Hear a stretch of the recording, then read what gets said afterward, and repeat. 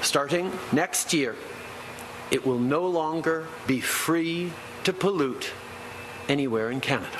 Prime Minister Justin Trudeau has been under fire for his so-called carbon tax plan. Some provinces have been defying it, even challenging it in court. So today, Trudeau raised the stakes, hoping to win over the holdouts. And he's doing so with cold, hard cash. We are going to place a price on the pollution that causes climate change from coast to coast to coast. And we're also going to help Canadians adjust to this new reality.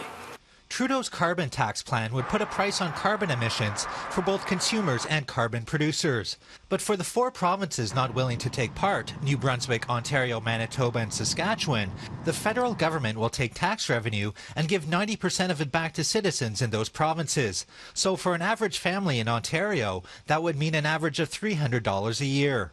New Brunswickers could expect an average of $248 a year, in Manitoba $336 a year, and in Saskatchewan an average of $598 a year.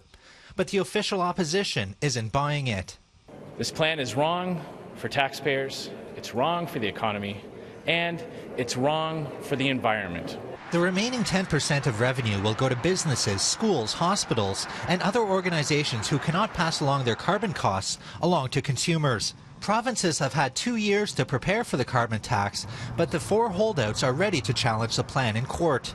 Despite Trudeau claiming Canadians will get more back than they put in, Scheer believes regular Canadians will get the short end of the stick, while big polluters get a free card. Canadians know that a measly $12.50 a month will not cover the true cost of this carbon tax. Life is going to get a lot more expensive for hardworking Canadians and families, and large industrial polluters are getting off scot-free. That skepticism was shared by Ontario Premier Doug Ford, one of the loudest critics of the federal plan. In a statement, he said, "The people of Ontario know I will do everything in my power and use every tool at my disposal to fight this punishing, job-killing tax. We will take this fight all the way to the Supreme Court if necessary, but more importantly, we will take this fight to the people." With less than a year to go before the next federal election, carbon tax may very well end up being the big ballot box question Canadians will vote on. In Ottawa, Nigel Newlove, City News.